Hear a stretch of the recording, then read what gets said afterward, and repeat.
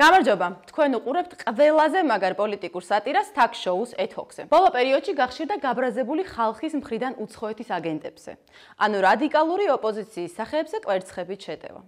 მოგწონს თუ არ მოგწონს, მე პირადად თამამად შემიძლია ვთქვა, რომ ეს ყველაფერი გამოწეულია ასევე რადიკალური ოპოზიციის წევრების მხრიდან, რომლებიც ისროდნენ კვერცხებს, უვარდებოდნენ სახლებში განსხვავებული პოლიტიკური შეხედულების გამო ადამიანებს, უბულინგებდნენ შვილებს, მიდიოდნენ ყველანაირ პროვოკაციაზე. უფრო მეტიც, 2020 წლის არჩევნების დროს აჭარაში ერთ-ერთ დეპუტატს ნაგვის ურნა ჩამოაცვეს თავზე. ეს ყველაფერი უკვე კარგად ნაცნობი და დაფინანსებული სცენარით მიდიოდა. ზუსტად ანალოგიური ხდებოდა უკრაინაშიც. ანალოგიურად კვერცხების სროლა და ნაგვის ურნებში ჩაყრა, დამცირება. რომ ამ ყველაფრით ისეთი სურათი შეექმნა, თითქოს და მაღალჩინოსანი ან სახელმწიფო მოხელე ისეთ დიდ დანაშაულს შადიოდა, რომ მას ნაგვის ურნაში ჩაგდება ეკუთვნოდა. და ვითომ უბრალო მოქალაქე ამ დონეზე იყო გაბრაზებული. თან ეს ყველაფერი უკვე ამერიკის ახალმა ადმინისტრაციამ ამხილა, რომ 5 მილიარდი დოლარი დაიხარჯა უკრაინაში რევოლუციისთვის და ზუსტად ასეთი ქმედებებით შექმნეს ფონი. ჩვენთან მაიდანი არ გამოვიდა. თუმცა კვერცხების სროლა, კუბოების დაწვა, შელოცვა და მსგავსი დივერსანტული ქმედებები ზედმიწევნით შეასრულეს რადიკალებმა. ახლა კი რეალურად რაც დათესეს, ის მიიღეს. ნამდვილად გაბრაზებული ხალხი მათნაირი მეთოდებით სცემს პასუხს. გენეტიკაში გაქვს ქალბატონო სალომე. მოღალატეობა. გამყიდველი უპრინციპო აგენტი აღარ ხართ?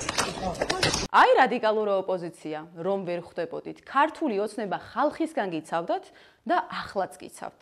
თორემ ხალხის ნება საერთოდ სხვაა თქვენთან მიმართებაში. გახარიაზე და სალომე ზურაბიშვილზე ნასროლი კვერცხებით ვინც აღშფოთდით, აი ეს ფაქტები გაიხსენეთ. კვერცხის სროლაც ევროპული სტანდარტით და ბუშტის სროლაც არის პროტესტის მშვიდობიანი ფორმა, გამოხატვის თავისუფლების ჩართოებში ბოლომდე ჯდება, არაფრის დაზიანება ამით არ ხდება. ასევე ვინც აღშფოთდით 70 წლის ქალს კვერცხები როგორ ესროლეთო? თუ კარგად გაიხსენებთ, როდესაც სალომე ზურაბიშვილი პრეზიდენტობის კანდიდატად წარსდგა, იყო 65 წლის. მაგ დროს ნიკა გვარამია და ნანუკა ჟორჟოლიანი აორგანიზებდნენ კვერცხების სროლას საპრეზიდენტო ტურნეს პერიოდში. ანუ 65 წლისაზე შეიძლება კვერცხების სროლა და 70 წლისაზე აღარ. და ბოლოს, რადგან გვარამია ვახსენეთ, არანაირი უფლება არ გვაქვს ამ საკითხში პროფესიონალ ხალხს არ დავუჯეროთ.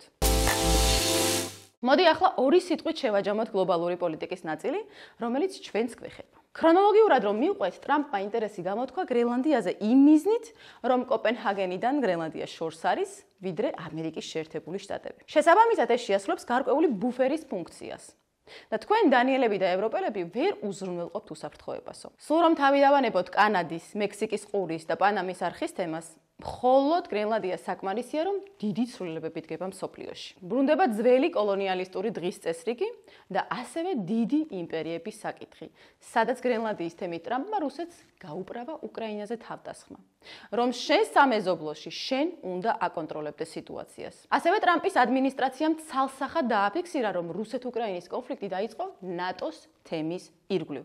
ეს სრულიად ახალი დღის წესრიგის დასაწყისია. ასევე ევროპას მოუწოდა, რომ თავად დაიცვან საკუთარი თავი და ევროპის პრობლემა არა ამერიკის განზე გაწევა, ან რუსეთია, არამედ თვით ევროპა. ამაზე კი ევროპის პასუხი იყო, რომ ატირდა.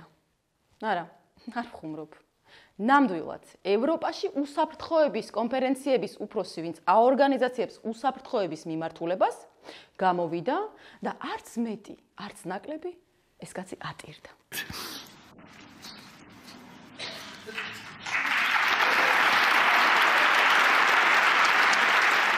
ევროპული ბიუროკრატია და ტექნოკრატია დაცემის პირასაა. კორუმპირებული ევროპარლამენტარები, რომლებიც არ გამოხატავენ საკუთარი ხალხის ნებას, საყოველთაო სახალხო უკმაყოფილებას იწვევენ. ევროპული ბიუროკრატია იხსნება. თავდაცვის უნარიანობა დაკარგული აქვთ. წარმოებითი ფუნქცია ჩაშლილი და სხედან საბავშვო მაგიდასთან. საბავშვო მაგიდასთან სხდომაზე გამახსენდა. საუდის არაბეთში, როდესაც ამერიკული და რუსული მხარე შეხვდა ერთმანეთს უკრაინის საკითხზე მოსალაპარაკებლად, ევროპელები სადღაც შორს თვალს მოფარებულ საბავშვო მაგიდასთან დასვეს. ხოლო ზელენსკი საერთოდ არ დაპატიჟეს დაბადების დღეზე. უთხრეს, ჯერ დიდი ბიძიები მოვილაპარაკებთ და მერე დაგიძახებთ მაგიდასთანო. აი ასე გამოიყურება მარტივად ახსნილი გლობალური პოლიტიკა. დღეს ამით გემშვიდობებით. შევხვდებით შემდეგ კვირას კვლავ ეთოქზე.